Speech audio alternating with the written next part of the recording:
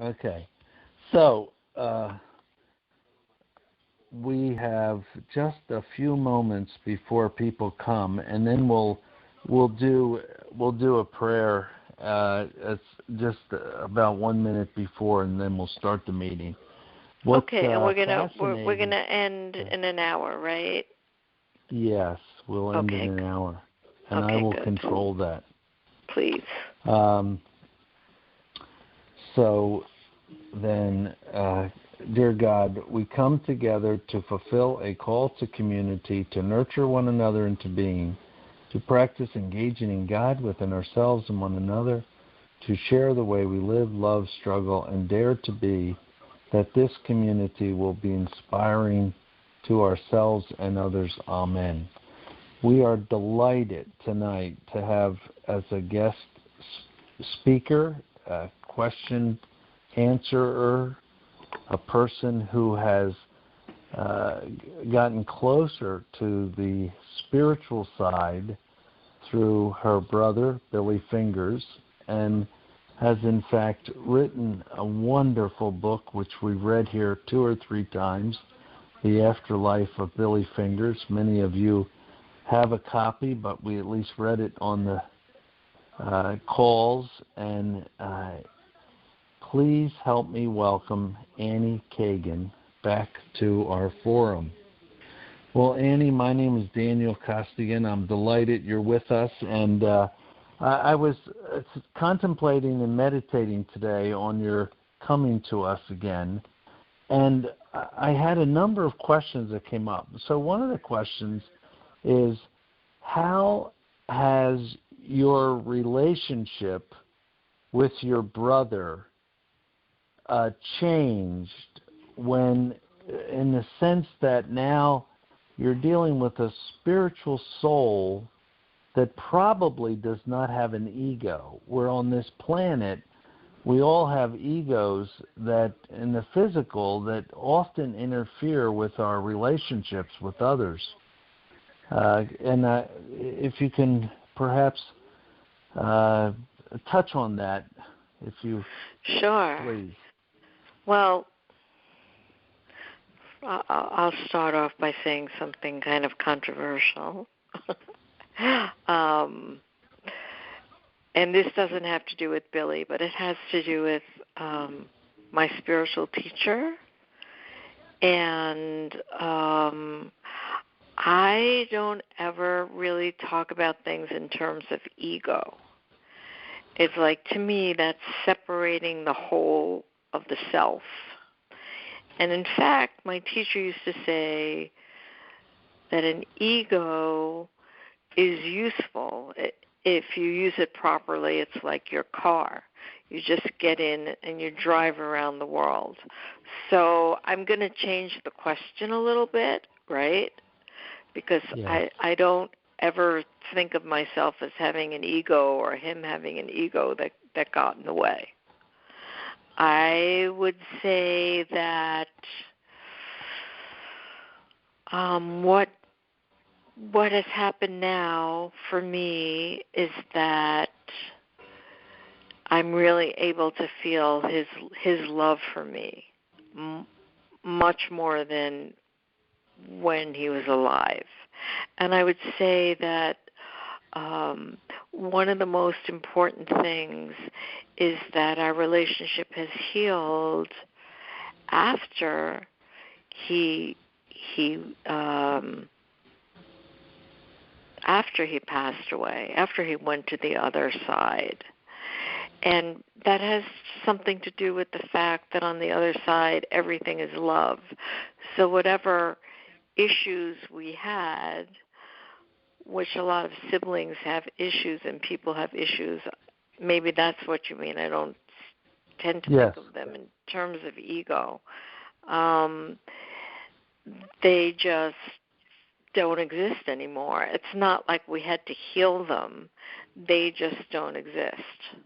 And that's sometimes really difficult for people to understand, and that I would love to explain is that things that exist according to Billy, and I know this is different than than what a lot of psychics and other people say, is that once you move on to the other side, the atmosphere is so completely different than the atmosphere here that a lot of things just completely dissolve and you don't have your issues.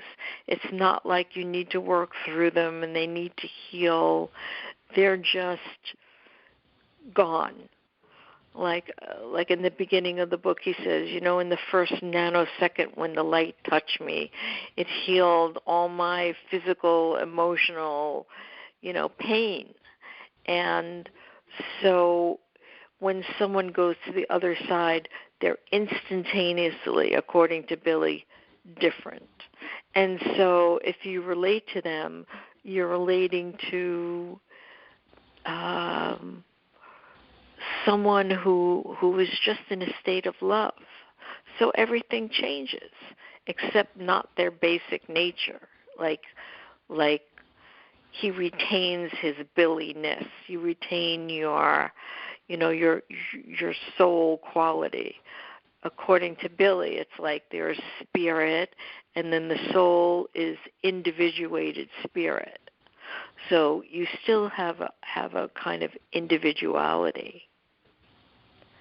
I know I'm kind of rambling on. Sort of a personality and an essence that's different than everyone else. Yes.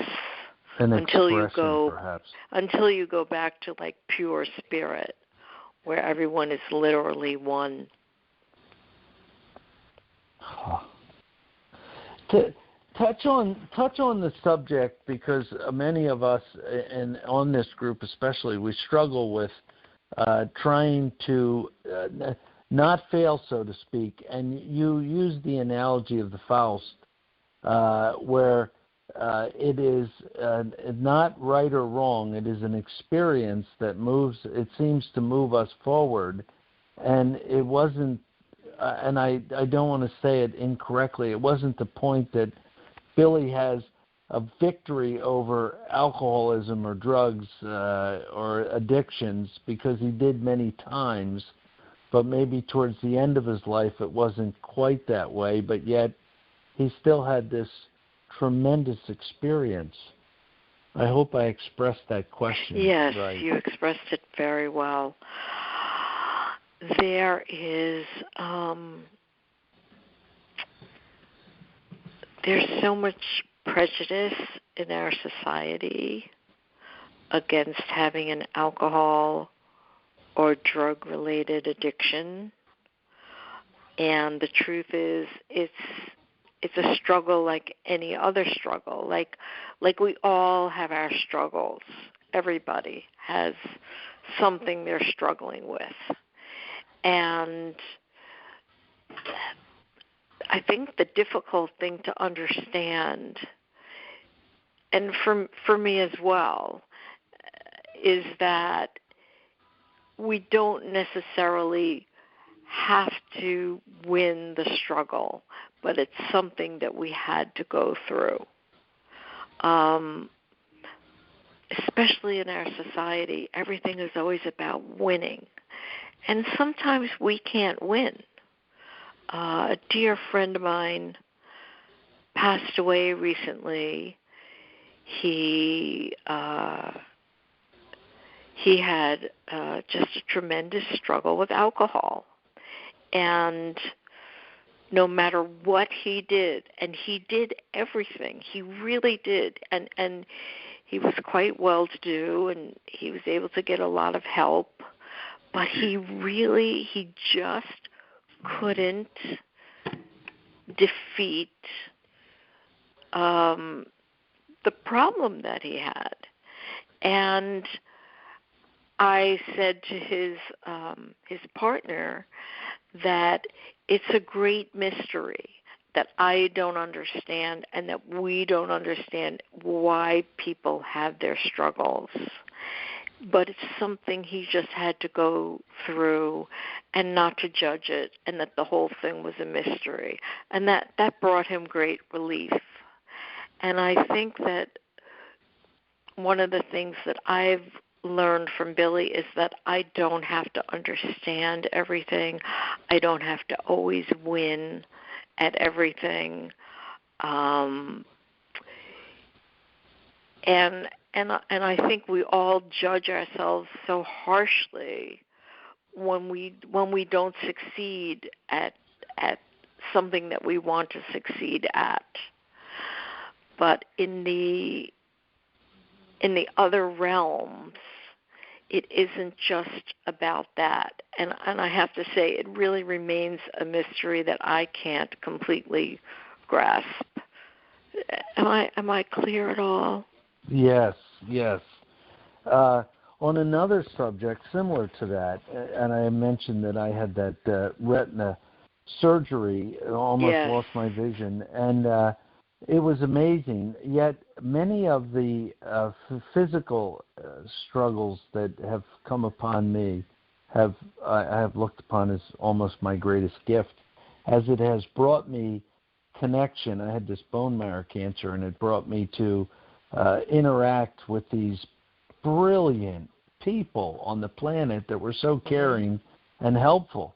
And so I look upon that as it was really a gift. It was such a blessing.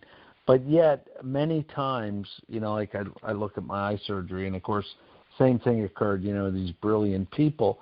But yet, some people look upon that like, well, maybe it's karma, maybe I've done something wrong, maybe I've failed in some way and I'm getting punished. Touch on that subject, and then we'll open it up to the group. That's one of my favorite subjects. I'm really glad you asked me that.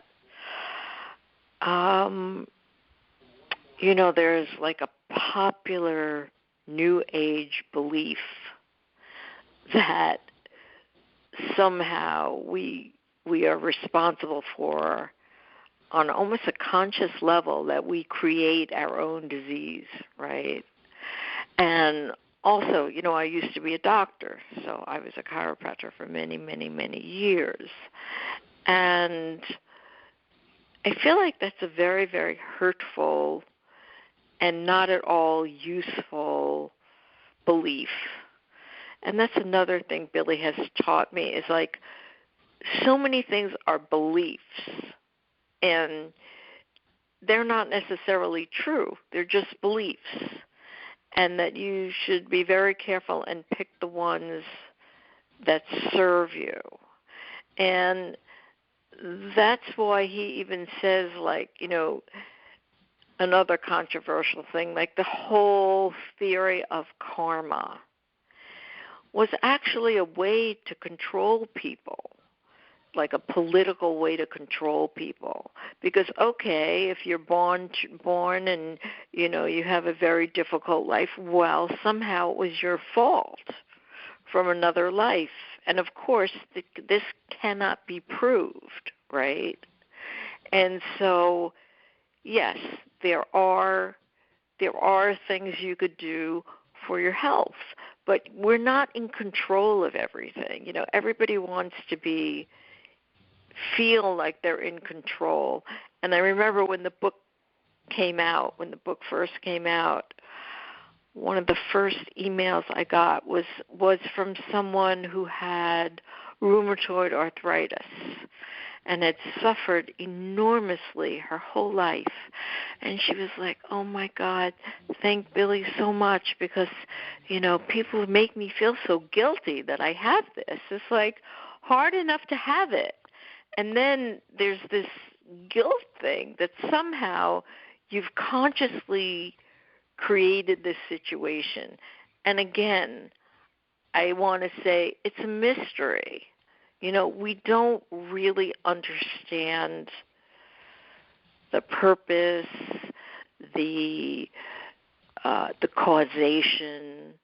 And for myself, I just try to do what I can with what comes into my life, to do the best that I can. And one of the things lately that Billy told me lately had to do with focus. And it was like, it's so easy to lose your focus today because the world is so demanding in so many different ways. And, keep your focus. So in your case, you would do every good thing you can do, find the best doctors, take the best vitamins to heal, like that. You know what I mean? So, but not to go to this level of, I've created it because X, Y, Z, because we really don't know. That's just a belief. And I have to say that's, being a doctor, I saw all kinds of people get sick. Happy people, depressed people. I had one patient who was a famous designer who was at the pinnacle of his career. He had been very famous years before, and then he got cancer. And, well, why would that happen? Was he creating that? I mean, it didn't, none of it made sense to me. And so to me, it's, again, a mystery, and I am willing to live in the mystery.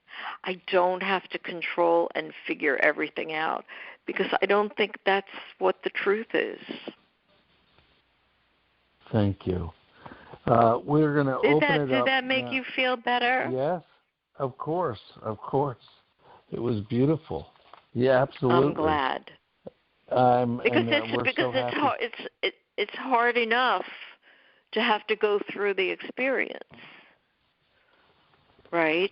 Yes. Without having some kind of strange, guilty feeling about it. Yes, or that I have displeased divinity in some way. Yeah, it's ridiculous. And who made that up? You know what I mean? It's like a punishment.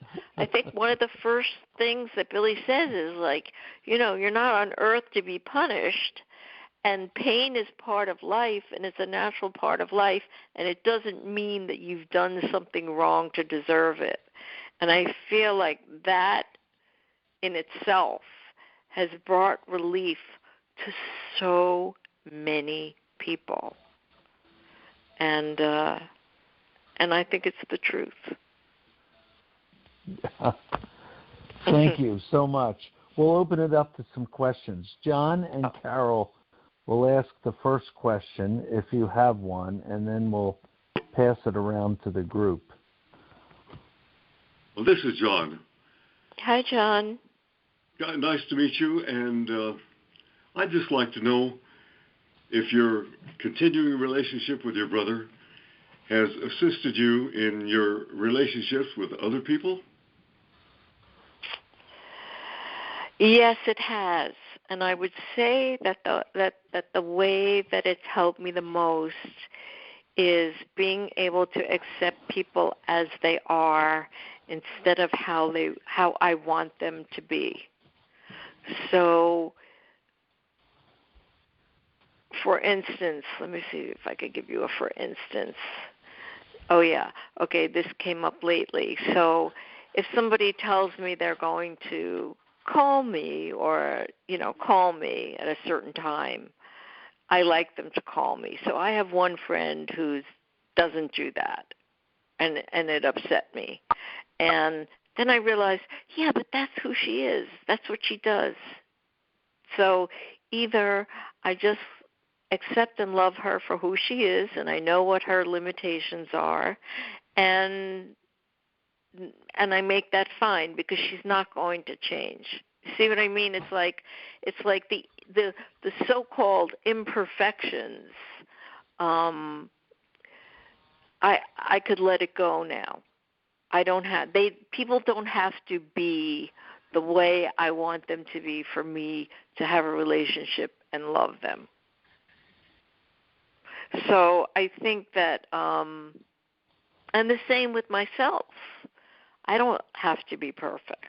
I don't have to be any way except the way that I am. And it makes it so much easier. And actually, sometimes then I really love somebody more for their little fragilities and their little quirks. And actually, this friend that I was just talking about, like I got really upset with her because something happened, and my best friend was in the hospital, and she said she would call, and she didn't call, and I kind of like was a little nasty to her. And then Billy said to me, she needs your love. It's like, oh, right, she needs your love. And I started to just like be more loving and accepting of who she was. And then the whole relationship changed. It's like accepting, just like accepting Billy. You know what I mean? It's like people are who they are. Yeah. Yeah. So yes, in that way, I don't look for the same degree of perfection that I used to, and that's a big relief for me because I could love people much easier. Well, that's wonderful. It sounds to me like he might on occasion offer you advice as to how you can get along with somebody else in your life. Oh yeah. That's really profound. I appreciate that. Oh, I'm so glad. Yeah, it's like, what am I doing? If you can't accept that person, then don't be their friend, right? I mean, there are some people maybe that it doesn't work. But if I'm somebody's friend, they can be who they are, and I'm much happier. Well, my sweet wife is here. Carol, would you like this one? I'm just enjoying listening to you, Annie, and it just feels like we're sitting over the kitchen table and just listening and appreciating and loving your spirit and having a sense of your beautiful relationship with your brother at this point, and appreciating it as you had it in other ways when he was on earth in form, and just seeing, that nothing is ever lost. When one leaves one form and moving into the next, life is ongoing, and what you're saying is so confirming of that.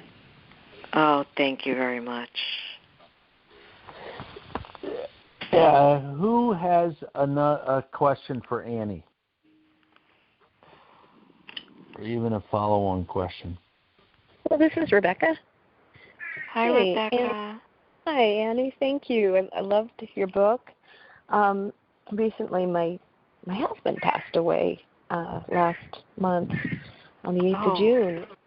Mm-hmm. Yeah, and thank you. I was wondering about guidance, about hearing Billy's voice, and I was told if I'm listening, which I don't know that I do so well, I can see signs or get signs, and I didn't know if you had anything to add on to that.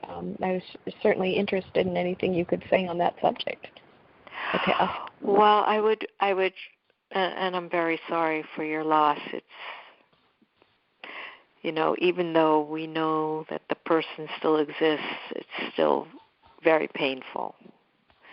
And one thing I would suggest is there's a great book called Hello from Heaven, written by Bill and Judy Guggenheim.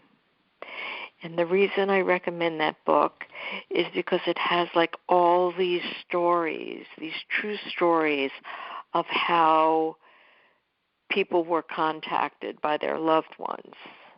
So it'll give you different ideas of all the different many ways that you could get signs.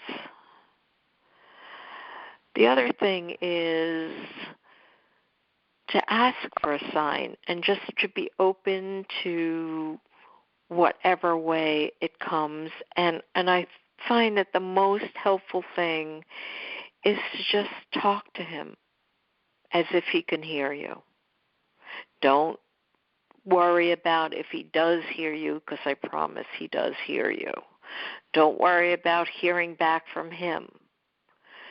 Just communicate and keep that communication open, and it will heal you and it will make you feel better.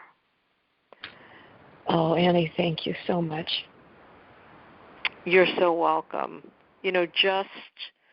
Just keep talking to him, and when you see something beautiful, just say, look at that beautiful sunset, let's share it. Just keep the line open from your end and don't expect anything back. Really. It doesn't matter, because he's there, he's with you, he hears you. And why some people can hear what I really can't give an answer. It doesn't have to do with the closeness. It doesn't have to do with the amount of love. It's another mystery. But keep communicating. Look at pictures and talk to him. And it will heal you. It will really help. And don't be afraid of your grief. And don't listen to people who say if you have too much grief, then it's bad for him. All that's just nonsense. Just be your natural self, and just let the process happen. But keep that line of communication. And if you don't feel it, pretend, imagine that he can actually hear you and feel you, because he can. Thank you, Annie. Thank you, Daniel. You're very welcome.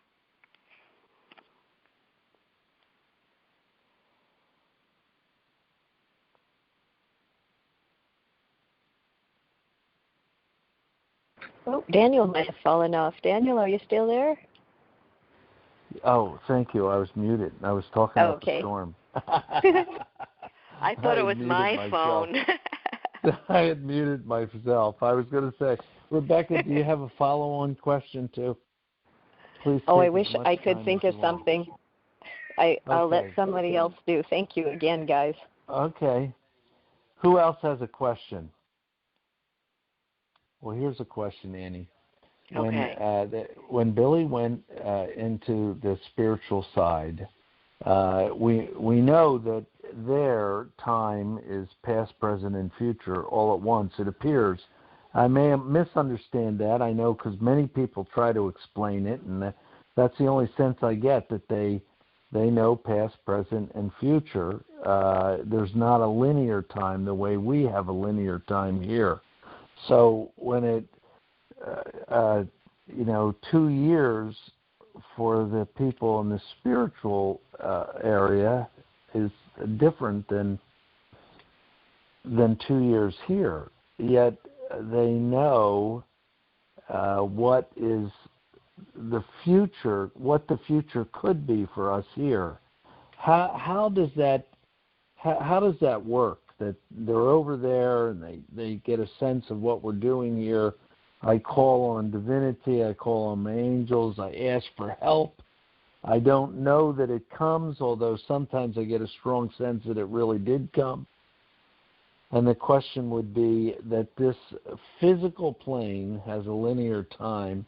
Their time is not linear, and yet they can step in to whatever it is we seem to be doing, and yet they have work to do on the other side, it appears. Is there a conflict there? Well, I'm reminded of a funny thing that Billy said. I believe he said in the book that time is useful when you have to get stuff done.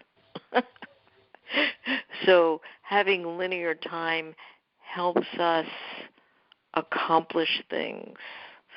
Over there, they're not even thinking about time. They're just in the experience. They're not measuring things the way that we do. But they're able to kind of come down a level and help us when and put themselves in time, but they're not concerned with time. They're just having experiences. They're not measuring things, right? Yeah. They're just in the wave, in the moment. They're not thinking future, past. They're just not even thinking about that. They're just in it. And it's useful for us to have measurements here because we have gravity, and it's just different. So that's all I really know about that. Okay. When we come onto the planet, we have a higher self, a higher part of our soul.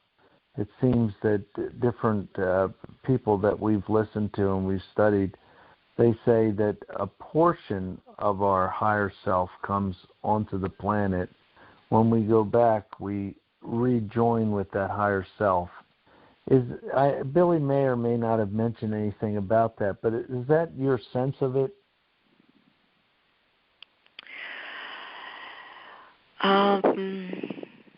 One thing that he says that's interesting is that, part of us never incarnates completely. I don't like to separate myself into higher self, lower, like I feel much more comfortable being united, and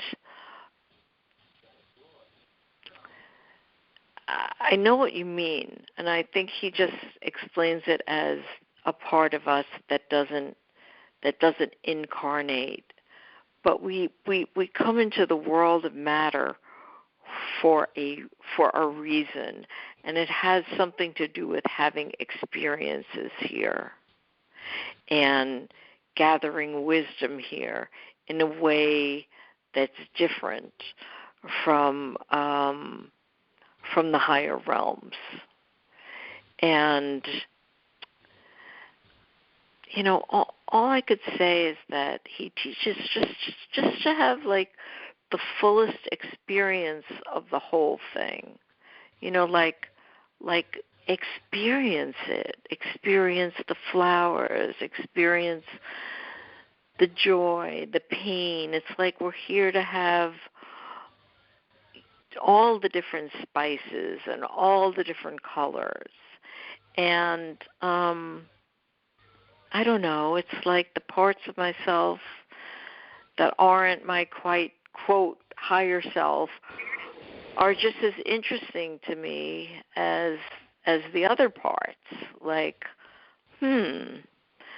Look at that part of me that's more angry, or, what is the selfishness about? Okay, well, the selfishness is probably a really good thing also, because it's creating boundaries. It's like I try not to judge. Like he says, after you die, everyone says there's Judgment Day, but there's really no Judgment Day, because all of a sudden you're just looking at yourself in this brand new way where you're not picking this is good and that is bad, and you're just observing the wholeness of yourself, and it's such a wonderful experience. So, it's a little bit different. Okay. When Billy was going through those formal experiences on the other side, where all of the souls from the soul groups and all of the different groups were coming together, we read that so many times because it was so beautiful. That these, for want of a better term, these formal experiences, in the military we used to have, these formal dinners where we'd wear dress blues and stuff. It almost reminded me of that, although it wasn't a military experience, but it was this formality where everybody was dressed up and they were going, and I'm not sure if I understood, though, that these ceremonies and soul groups were kind of like a graduation experience or a furthering of more information for the soul to take on, I don't know whether it's greater responsibility or greater service. And if you could touch on that. Sure. So in the early stages, he was quote alone, right? He was alone in the universe. But people misunderstand that because his aloneness was he was alone with the divine. He wasn't alone. He was with this amazing, divine, loving, highest thing that you could ever imagine exists. Sometimes people go, oh, like, why didn't he read his relatives lately? Like, oh, it sounds so lonely. It's like the absolute opposite of being alone. He was with the highest energy that exists.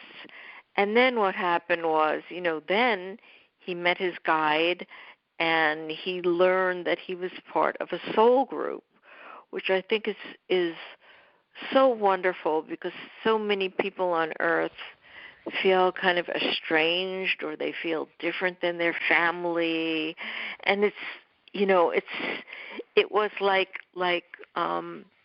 coming home to your true family. And each soul group has like a specialty, right? And you just go back to this feeling of home and familiarity. And is it formal? I think it was more beautiful than formal. But it was definitely, when he got to the wall and he met the goddess and all of these equations of all of these people, the gifts they had brought back from Earth. Because one thing that he says, and I didn't put this in the book, is that, sometimes we think of life as a learning experience, but actually it's better to think of life as a great experiment, that you're an experimenter and you're here to conduct experiments and bring something new back to the tribe. So there's nothing greater than creativity and inventiveness. So when you're faced with a difficult situation, and I promise you I've been faced with many, Billy would say to me, oh, you're not learning simple mathematics now. You're learning quantum physics. And in the working through of our challenges and difficulties, we're actually making equations that we bring back to our tribe. So one of the things about his tribe had to do with, let me see if I can remember how he put it. It had to do with unconventional light, like gathering light, but not in the conventional ways that people think of good and bad. Like his tribe really transcended good and bad. It focused more on the quality of one's light. And so when he was here and struggling with his drugs and whatever else he went through, because Billy had 50 lifetimes. In one lifetime, he did so many things. He ran drug centers. He saved people from going to jail. He fell many times, and he rose many times. And so he was doing something that he brought back with him to his tribe. And that's what a lot of life is about, is that we're experimenting in this plane of gravity where we carry out these experiments that can't be done in the other realm. I mean, that's all I really understand about it. But I use it in my life, and I say, okay, so this is my experiment. What am I experimenting with? And how can I conduct this experiment in a good way? Is that comprehensible? Yes, no, it is. It is. Now, I assumed, or I got the impression, or even the word that you are from his tribe also. However, I had 7 brothers and sisters. Many of us have had many brothers and sisters, parents, mother and father. Are they generally, but not always, our tribes? Yeah, there's absolutely no rule whatsoever. They could be totally a different tribe, and that doesn't mean you can't love them and feel completely close to them. Sometimes it's really, really great to be in contact on Earth with people from different tribes because you learn different things from them. So it's all mixed up because all the tribes then will work together later on, right? So I don't, definitely. No, I get that. That's fine. fine. Yeah, I mean, I could. That. Okay. Yeah, okay. I get that. Good. Okay. John, Carol, Rebecca, and the others that are on the call, who would like to ask another question? Well, this is Rebecca again. Hi, Rebecca. Hi, thank you. Is there something else you could also add to loving oneself? I've listened to quite a few people talk about, Anita Moorjani and other near-death experiences say how important it is to cultivate. One lady said, cultivate the garden inside. Is there anything that was shared with you? Cultivate the what? Cultivate the garden, your inner garden, kind of just loving oneself. Is there anything you could add to that about how to love oneself? Yes. Yeah. Thank you. Yeah. So it's very easy to say, love yourself, right? But what Billy told me is that's the most incredible experiment of all, is finding out what that means for you. Okay? So ultimately, you're your own authority. And one way to love yourself is to stop listening to everybody else. Okay, because there's so much hypnosis that goes on this plane that it's a distraction. Does that make any sense? And yes, it does. Okay, someone's going to say, this is loving yourself, that's loving yourself, you must love yourself, don't love yourself too much, always give to others, that's how you're going to feel best, or, don't give too much, have boundaries. I mean, there's every theory out there in the world. Be in a group, like you have to reach out. Oh, that's a good one. I'm sorry. The group is really important. Well, not for everybody, Like, I personally don't like to be in a group. I find it doesn't necessarily work for me. And we're all so unique. And therefore, you need to find out exactly what that means for you. So, for me, it has a lot to do with boundaries and saying no to things that I don't want to do. That's one way that I love myself. Eating well. I really, that's one way that I really love myself. Like by eating well. But it's different for everybody, okay?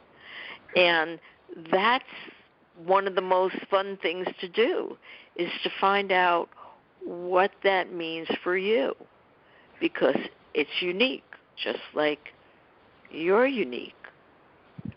Does that help? Very much. Thank you so much. That's wonderful. Oh, good.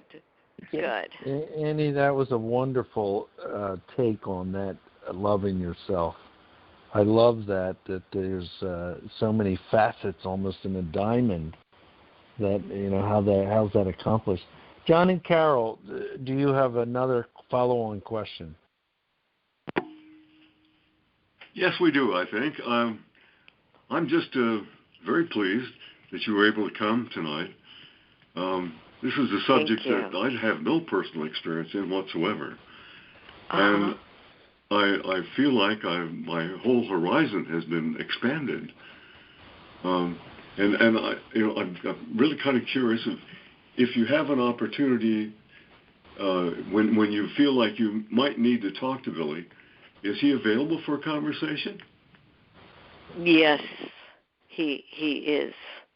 But I don't do certain things that people can't understand why I don't do. I don't ask him to solve my problems. Okay. I don't ask him what I should do.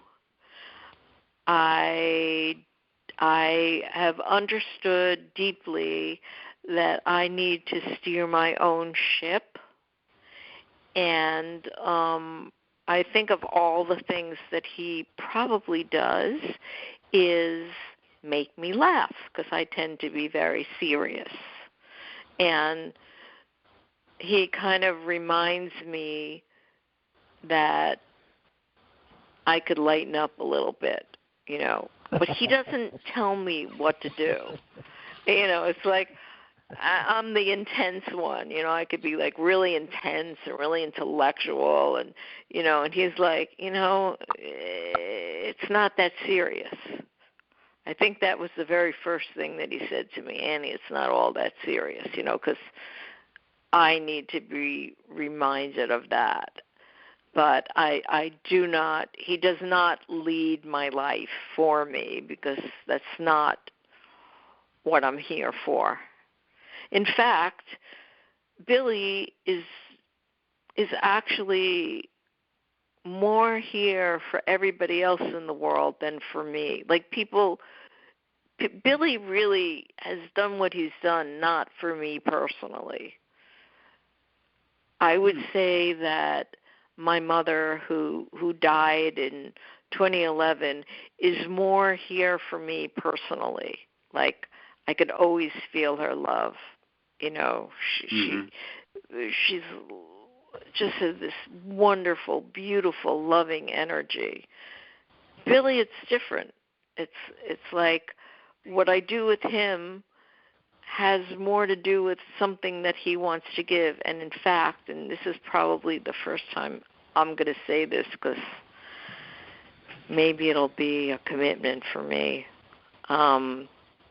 But we've started to work on a new project, and it's not a book, because I used to be a musician, and it's a meditation project. I've been given the most gorgeous music by my ex-producer, like this beautiful melodic stuff, and we're starting to work like on a meditation course, so that's what I do with. That's what I'm doing with Billy. I'm working on something to give to people, right? It's not like he belongs to me. It's like I once had this dream, I don't know if I said this before, where Billy came to me. He was like a little hummingbird. And he's like, Annie, I need something from you. I'm like, yeah, what, Billy? I need you to do something. I was dreaming. I'm like, what, Billy? What do you want? Like, drugs, money, something like that. And he's like, no. I need you to help me. I'm like, all right. And then he gave me like this kiss, like this hummingbird kiss. And so, he's not really there for me personally, except to tell me to lighten up. Yeah. Well, that's really. Wow. I can't imagine, somebody from the far beyond lightening my life, but I don't know why not. Well, yeah, it's like it's not all so serious. It's like we take things a little bit too seriously, especially me. So. Well, it does sound like he watches over you, and he cares very much. Oh yeah. But when it comes to like wanting this pure love energy, it's always my mother I tune into for whatever reason. I think that's the style of mother, isn't it? Well, it's just the way it is. I don't know. It's just the way it is. Like Bill. People think that sometimes people will express that they were jealous of me, right? Like they wish they could have this communication, but they don't understand like the degree of hard work that it was working with Billy and writing the book. And he was very, very demanding. And he was very demanding. It wasn't just this nicey nice,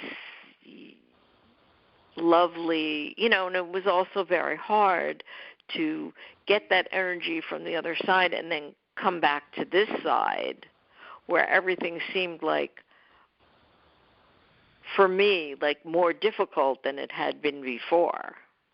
Yeah. Like I know a lot of people who have had near-death experiences say, they come back and like it's easier because they brought the light with them.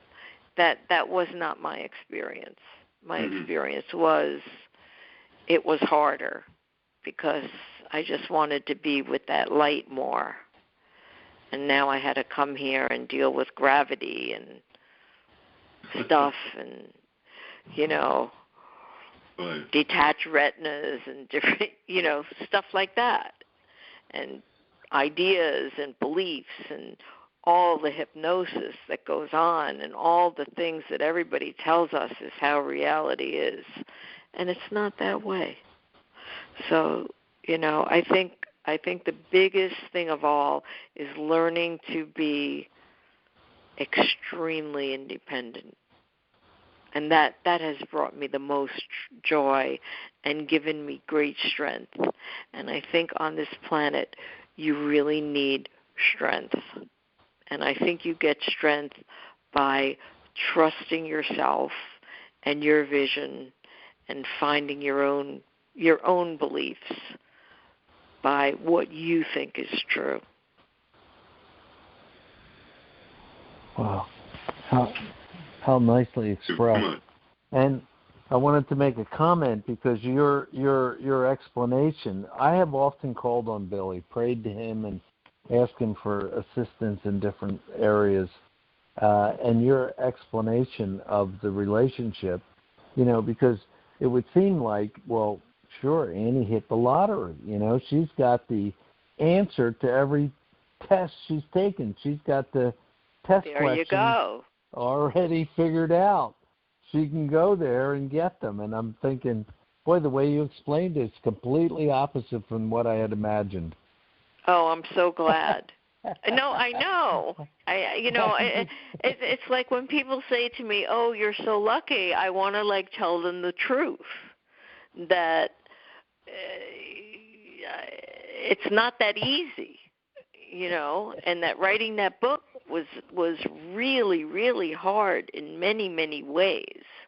And I'm a very reality-minded person, and Billy doesn't tell me what to do. He doesn't tell me what stocks to invest in. He doesn't tell me, sometimes he tells me the opposite. Like, I was going swimming today. I was going to take a swim. This is an example of how he torments me in a way, but he's not doing it to torment me. He's doing it to develop my strength.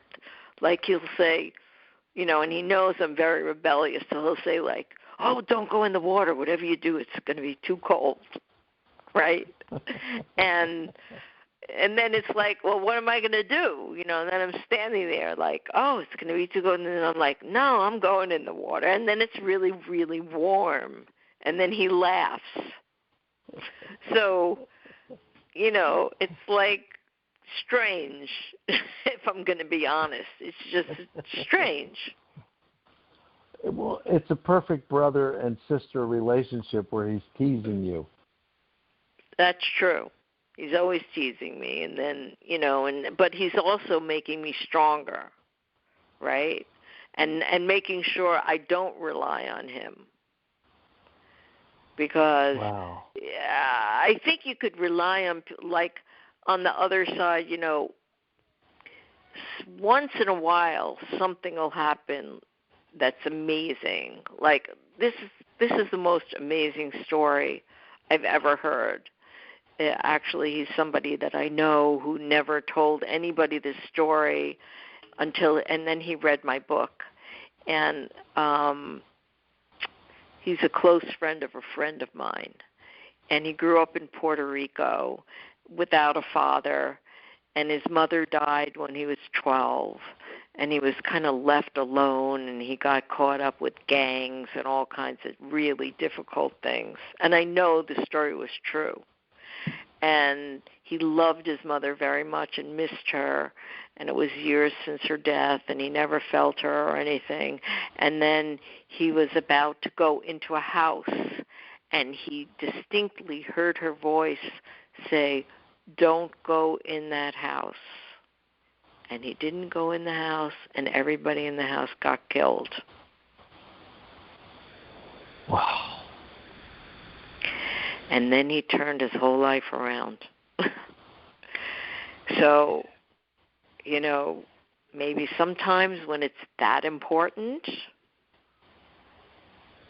but on an everyday basis, I think more than anything, you could connect with the energy of the other side, the good energy.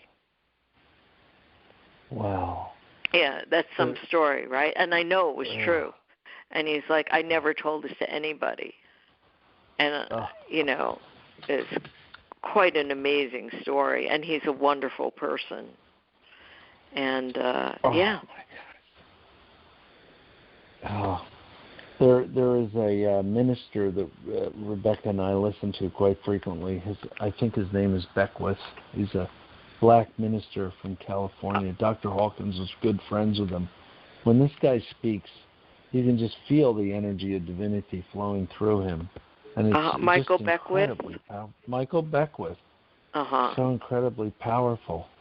And yet, the power that you've shared with us tonight is equally as impressive in such a gentle, subtle way that I just want to give you feedback because we're running out of time and want to get you out of here on time. So each one of us will give you a little bit of feedback as to what was important or for them valuable. And for me, it was this gentleness, but also it turned things around 180 degrees of my concept of this, hitting the lottery and why not me?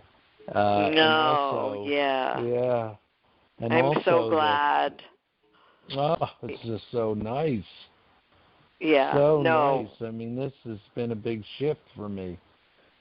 No, go for the energy. Everything's about energy, and then you have to translate it. But I promise you, he does not.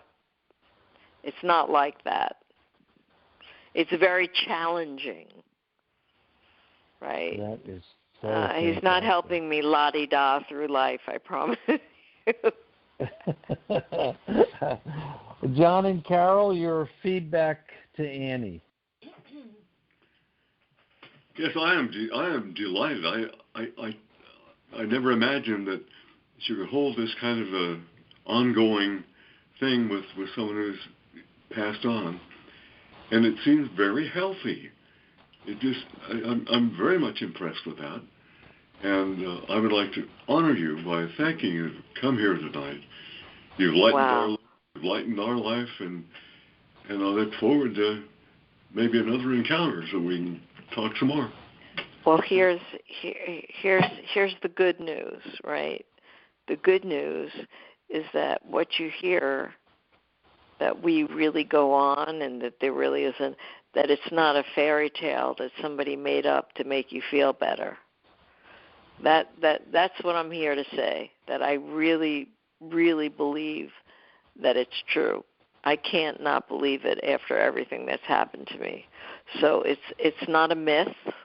You really are eternal, and you really will see whoever you need to see, because they're eternal too.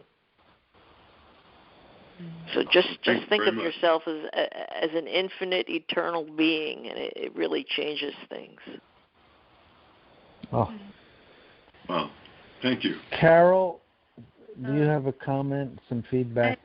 I love it, and I really enjoyed everything you talked about this evening, Annie. For me, it's an area that I haven't really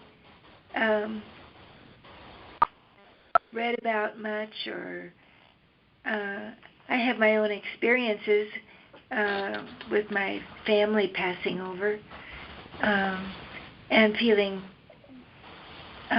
everything being just fine on the other side for them, as it is, and yes, that comfort that they have left me with. But the lightness and the humor and all is wellness kind of feeling, and yet a specific work for me to do, which is to think of life as a great experiment. Yes. Like yes. that. Oh, I'm so glad you got that. Because Yeah. when you're learning, it's kind of being done to you. Oh, life is a learning experience. It's like there are these hot people higher up, and you're just learning.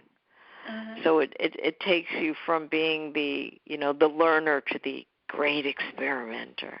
Yeah. So I'm so happy you got that. I'm really happy about that. Well, I'm happy that you've been here. Please come back. Okay. Thank you. Rebecca, please.